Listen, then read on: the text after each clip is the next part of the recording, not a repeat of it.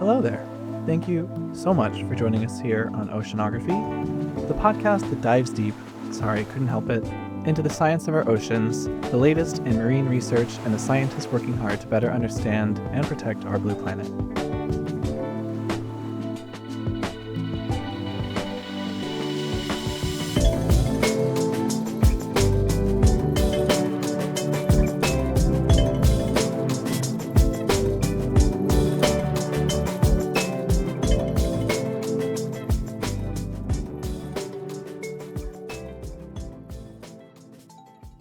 All right, so this is the first episode of Oceanography, but you may have heard my voice before.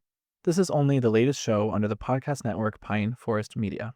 We create series investigating the intersection of various environmental issues, science, and society. My name is Clark Marchese, and I am going to be your host for this first season. And in Oceanography, you might have guessed it, we are tackling the universe that exists underwater. Maybe some of you listening to this saw that latest David Attenborough documentary, Ocean.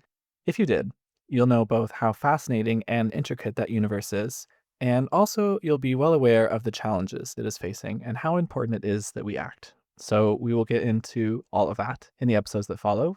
We will also hear from scientists all over the world about everything you can think of under the sea.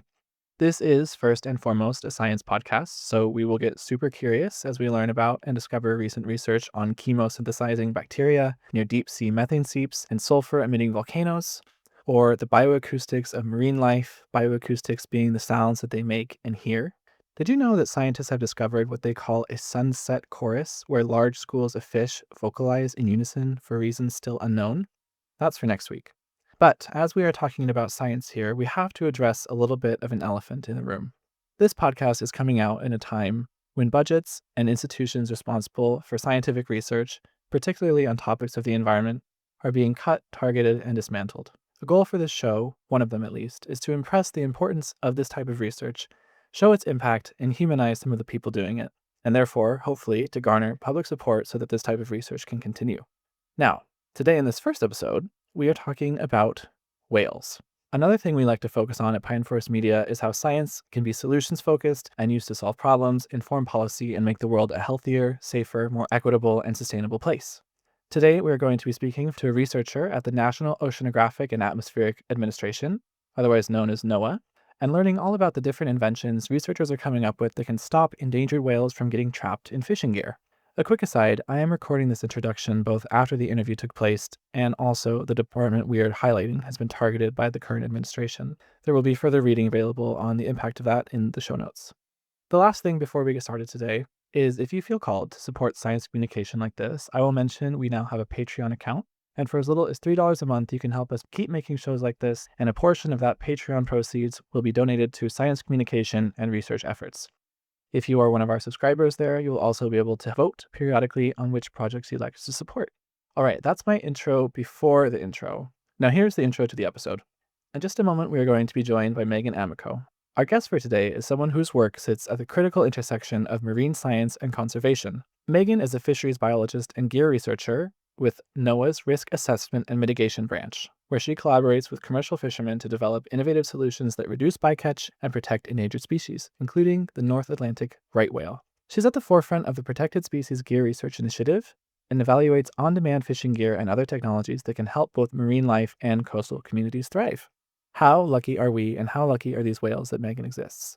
And we get to say hello to her in just about 10 seconds, right after this lovely theme music we had made just for you.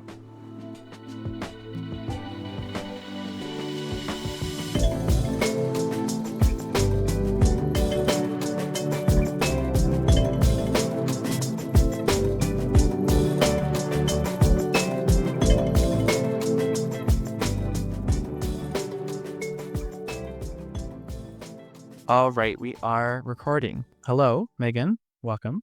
Yeah, absolutely. Thank you so much for having me. Now, you work at the NOAA Northeast Fisheries Science Center, which is a branch of the National Oceanic and Atmospheric Administration. Before we jump into it, can you tell us a little bit about the NOAA or NOAA?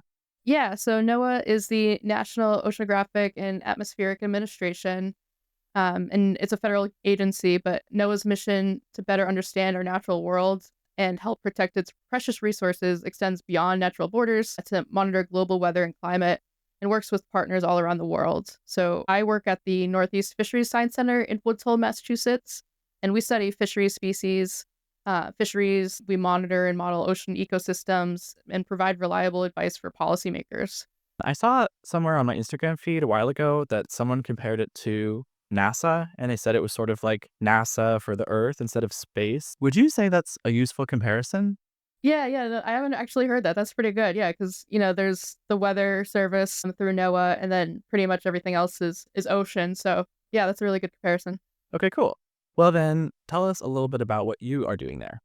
Yeah, so our work promotes recovery and long-term sustainability of marine life in the region, and we call my team the Gear Research Team, and we are under the Protected Species Division and Risk Assessment and Mitigation Branch. And we essentially work closely with commercial fishing industry to reduce harmful interactions with marine mammals, turtles, and other protected species. All right, this sounds like a little bit of a vocab word, but people may have heard before, which is bycatch. Is that sort of what you're working on limiting? Yeah, exactly. So we are looking to reduce the bycatch of protected species, but bycatch can be literally any species that the fisherman isn't intending on catching. So an example I use is if you're going to catch cod and you just, unintentionally you're catching haddock, that's not what you're looking for. So that haddock would technically be that bycatch. But we're more interested right now with protected species like those marine mammals, turtles, seabirds, things like that. For anyone who is interested, I found a really cool resource on the NOAA webpage that lists all of the endangered or threatened species. I'm going to link it into the show notes, but you can categorize them by subgroup. For example, there are 14 different species of whales alone on that list. And the list also links you to the most up-to-date status of their particular species recovery plan, which is also really cool. Now, Megan, I also read that your research unit works really closely with the fishing industry to try and limit harm to endangered species. Can you tell us a little bit about what that interplay looks like? Absolutely. Yeah. None of our work or research would be possible without the collaboration of commercial fishermen. So we study protected species gear research interactions with fisheries, and we can do that all we want. But at the end of the day, it's the fishermen out there who are using the gear every day and seeing what's actually happening. So their input is much more valuable than ours really could be since, they see all this stuff every day. But we have fishermen testing modified gear and alternative gear types, and they send us their honest feedback along with filled in data sheets, and we relay this feedback to gear manufacturers or developers who can make these suggested modifications that improve the gear, making it a better experience for those who are going to be using it in real fishing scenarios. Can you speak to the size and the scope of this project? Yeah, so for us at the Northeast Fisheries Science Center, we're really focused on the Northeast. So, that's more the New England area down to, New Jersey and Maryland even. But there are other researchers doing similar projects and similar research programs all over the country and all over the world. So it's not just something that we're doing up here. It's an area of study that a lot of people are looking at. Okay, and I imagine no matter where this type of research takes place, if you find a sort of solution that, say, this new gear is super effective, it should be able to be applied rather universally, no? We're pretty lucky. We have a really broad, I guess, collaboration with a bunch of different partners around the world. And, there definitely isn't a one size fits all solution to different fisheries and even within the same fishery in different regions. But having that kind of global network or even national network is really helpful to share what we're learning and grow in whatever ways we can to help the fishing industry and protected species. I also wanted to ask you if there are any specific species on the endangered list that you are looking at the moment or that your team is focusing on. Yeah, so I was gonna say anything in the ocean, I guess technically is at risk for entanglement. And, I actually started my career in fisheries as a fisheries observer right out of college, and you deploy out in commercial fishing vessels, and I saw and collected data on all the species that were caught during the trip. So that could be even seals, dolphins, porpoises, seabirds, sharks, and other fish unintentionally. But the gear research team is primarily looking right now at the North Atlantic right whale and their entanglements in vertical line in fixed gear fisheries. Do we have any figures or sort of an understanding of how vulnerable these right whales are? Yeah, so this species has actually been enduring an unusual mortality event, or UME, since 2017, and that includes sublethally injured or ill, seriously injured, and dead right whales. And the whales impacted by the unusual mortality event represent more than 20% of the population, which is pretty significant on the endangered species, where deaths are actually outpacing births. So right now, I think the estimate is around 370 North Atlantic right whales left, with less than 70 actually being breeding females. So the situation's pretty dire. What sorts of strategies can be used to reduce the entanglement of these right whales? So, I mean, thankfully, there are a bunch of options that exist to reduce the entanglement of different species as a whole. Um, for right whales, one strategy that NOAA has done is implementing closed areas. So, NOAA Fisheries implemented the Atlantic Large Whale Take Reduction Plan to reduce the injuries and deaths of large whales due to incidental entanglement in fishing gear. And essentially, the plan created 4 areas that prohibit fishing using any vertical lines during periods of time where the abundance of right whales was high off the coast of Massachusetts and Maine. Okay, so it's basically a temporary marine protected area that is established during periods of high traffic of whales, whale rush hour, as it were. But these closures are detrimental or can be detrimental to coastal communities that rely heavily on lobster and other species for their economy, since the fishermen are either displaced or forced to wait out until the closure is open and they're able to fish again. So that's where the idea for more modified gear comes in, like on demand gear, but that gear essentially allows fishermen to fish within these closed areas since there's no static vertical line putting these whales at risk. Okay, so if we're putting our innovation hats on, what sorts of new equipment are we coming up with that can reduce this risk to whales? Yeah, for sure. So I just want to back up in case people aren't super familiar with lobster fishing in general, especially in New England. It's obviously kind of the way of life for a lot of coastal communities here. But if you can imagine buoys on the surface of the water, these whales are known to get caught in the line that connects the buoys on the surface to the pot and trap or the gill net at the bottom of the ocean. So fishing gear, especially this vertical line rope is what we call it in the water column, can wrap around the whale, cut into its body and cause serious injuries and death. And even the gear that can be removed through disentanglement efforts or eventually falls off can severely stress a whale, weaken it, and prevent it from feeding and drain the energy it needs to swim, feed, and reproduce. So even when they are successfully disentangled, this is still a serious issue that's happening with the species. But in terms of gear, on demand gear to reduce this risk, so we call it on demand or ropeless systems, and they use far less rope in the water than traditional gear designs. So to locate and haul or retrieve gear, traditional methods, like we were just talking about, tether gear to a rope attached to a buoy at the water surface, and the fishermen can just drive their boat up to this buoy and are able to retrieve their traps. So the main characteristic of on-demand gear is that it does not need this gear to buoy tether. Instead, when fishermen are ready to haul their traps, they can send a signal acoustically to the device on the seafloor using a deck box, transducer, and an app or controller. So when the device receives the signal, it triggers its release mechanism and rises to the surface, allowing the fisherman to haul their trap. Okay, let me see if I got this right. So in this system, there are lobster cages and traps at the bottom of the ocean, and they remain the same. There's no sort of change in the design of the cages. But instead of having a rope that connects them to the surface of the ocean, a rope that whales can get caught in, instead, there is a device attached to the traps that fishermen can send a remote signal to, and then when that signal is received, the device launches to the surface. But then my question would be, how exactly do they get it to sort of rise back to the surface of the ocean? Yeah, so there's several different types of on-demand gear. There are stowed rope or pop-up buoy systems that release buoys in a line to the surface when it's triggered. So some of them have like a door that'll open and essentially let those buoys and that rope go up to the surface.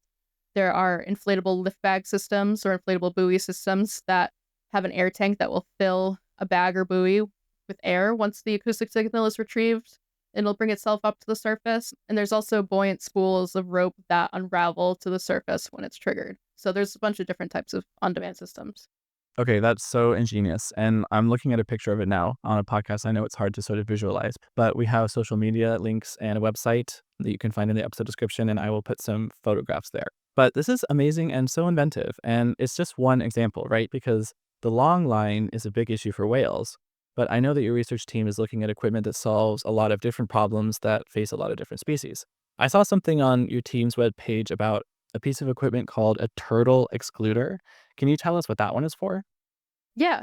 So on demand is for those vertical lines, and that's primarily for the North Atlantic right whales. But there's definitely going to be benefits for other species, especially like the leatherback turtle. We've seen those guys get entangled in vertical lines as well. But for other fishing gear, we have different types of turtle deflectors, essentially, or turtle excluders. So, for example, the turtle excluder device is when you are towing on the bottom of the ocean. So you have a boat that's essentially dragging a net on the bottom of the ocean, and it's really good at catching anything it comes in contact with. And many sea turtle species rest and forage on the bottom of the ocean, and they're at risk of being captured on the bottom in these trawls. So capture in the bottom could result in drowning and significant damage to these species. So a turtle excluder device, or a TED, is a grid of bars with an opening at the top or the bottom of the trawl net.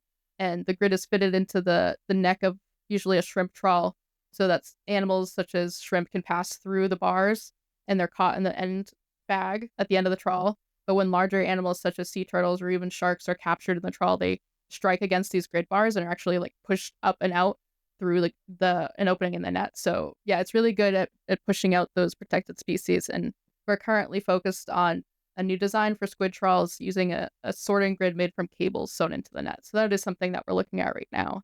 And there's something very similar for scallop dredges as well. It's pretty much the same thing, except the sea turtle actually doesn't go into the dredge. It kind of just gets bumped up and over, and that's called a turtle deflector dredge. This is so encouraging. Do we have any data, or is there enough data yet to show the extent to which these new technologies have been reducing the incidences of entanglement? Yeah, so especially the turtle deflector dredges and the turtle excluder devices, they've been around for a while. And in the Northwest Atlantic, the estimated visible contacts between loggerhead turtles and the dredge gear have decreased from, I think it's 218 loggerhead turtles per year in the early 2000s to just one animal in 2014. So that's a significant decrease. And then our work on the turtle deflector dredges was able to reduce sea turtle mortality by 36%.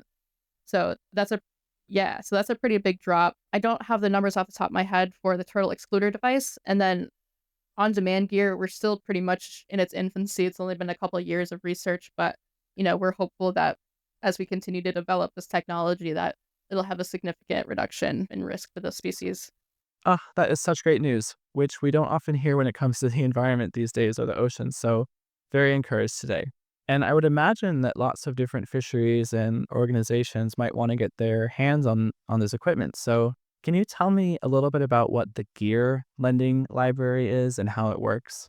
Yeah, so the gear library is a collection of really right now on-demand or ropeless systems, and it's built with help and contributions from environmental and academic organizations that we lend to fishermen for testing. So it maximizes the impact of these contributions made by non-government organizations and the federal government, and it increases the availability of systems for fishermen who want to use them without having to buy them.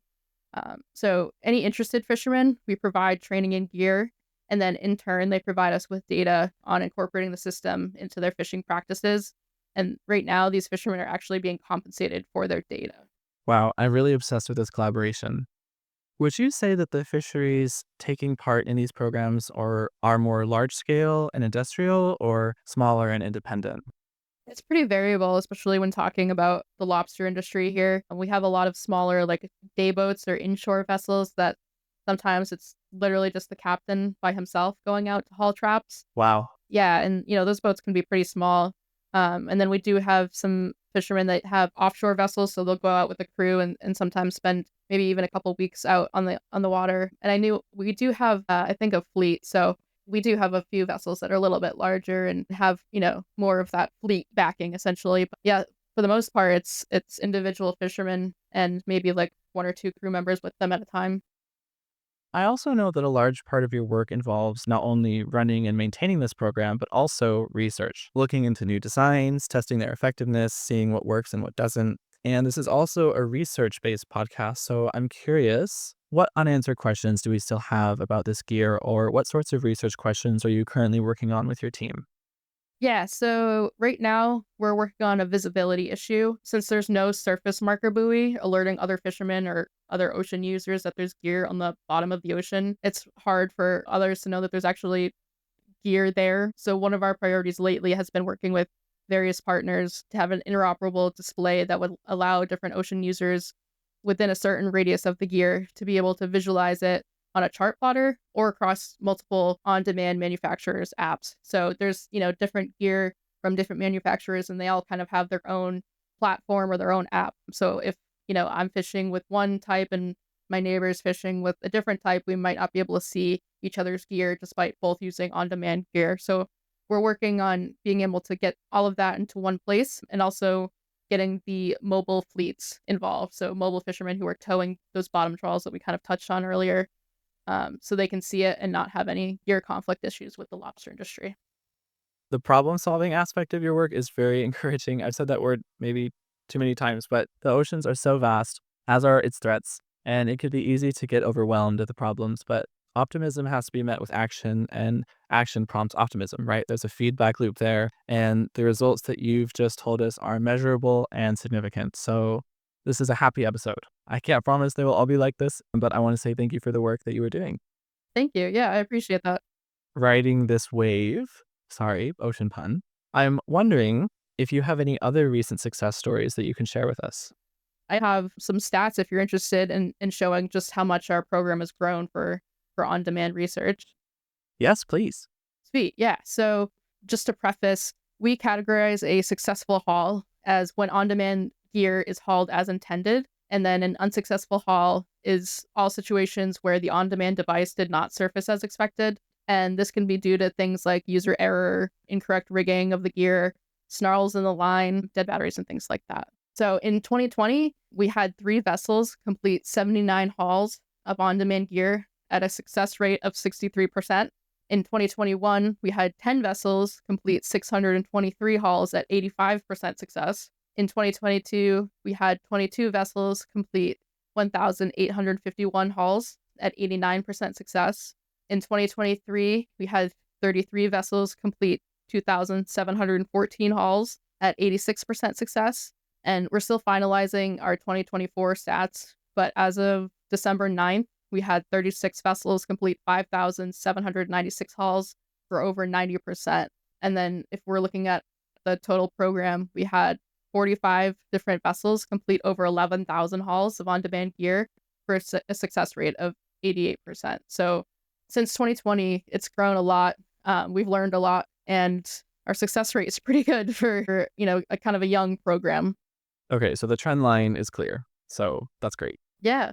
As we sort of round out to the last couple of questions, I want to ask you, as the expert, if there's anything that we didn't touch on today that you think would be important for listeners to know about the work that you're doing, about ocean research in general, anything that you think we shouldn't forget to talk about. Yeah, so I guess the first thing I can think of, and we did touch on it, but I just want to reiterate that this work is only possible due to the hard work and cooperation of the fishermen that we work with. Their patience, dedication, and experience is truly nothing short of incredible, and they work really hard to adapt to the evolving management actions that are constantly being thrown at them. And also the non-government organizations that contribute gear and funds to our team has been instrumental in the success of this program. We work really close with different state agencies and other organizations, so all of our work is essentially a labor of love from several parties. So it's a really great collaboration, and we're really lucky to work with such a great team. What a wonderful note to end on. Yeah, right? Well, the last question I have for you is, where can people find you and follow your work?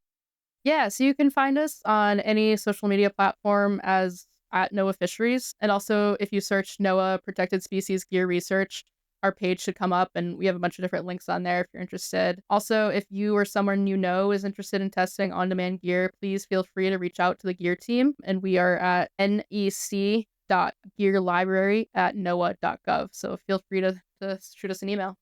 Okay, perfect. I'll make sure that those links are in the episode description so that people can find them easily. And this is the part where I say thank you so much for your time today.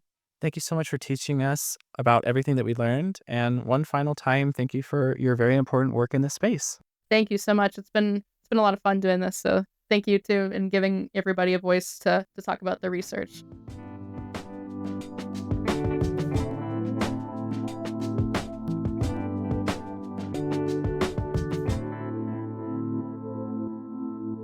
All right, everybody, let's give a thank you one last time to our very first guest on Oceanography, Megan Amico, and I hope you all enjoyed the start of this series. I also hope this episode was able to impress on how important research programs are like this, more than ever.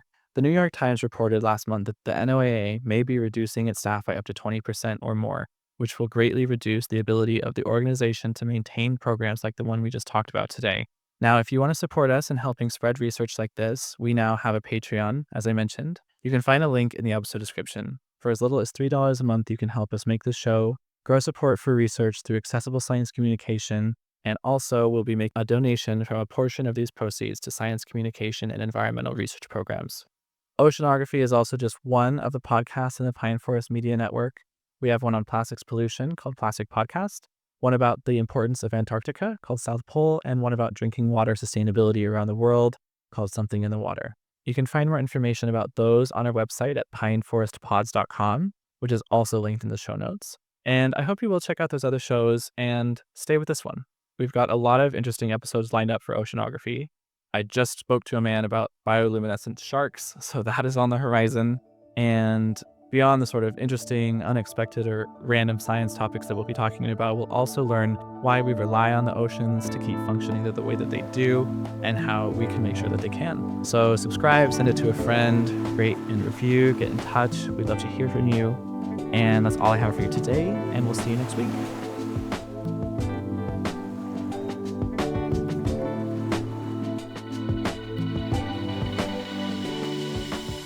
You have been listening to Oceanography, the Pine Forest Media production. You can find more information about the podcast and this week's guest in the episode description. Cover art for the show was done by Joe Miro Emming, and the music you're listening to was done by Nita Ruiz.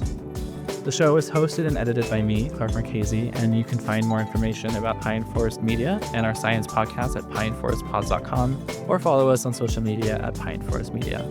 And if you stick around to the end of the credits, we'll be giving you a fun fact about the ocean. And I think this one's pretty fun. Everyone knows that there is salt in the ocean, but there is enough salt in the ocean to cover the whole surface of the Earth, and not just with a thin layer. If you covered the surface of the Earth with all the salt in the ocean, it would be about 500 feet thick, which is about the height of a 40-story building, or, for example, the Flatiron Building in New York City. And now you know. All right, that's all I have today. Talk to you soon.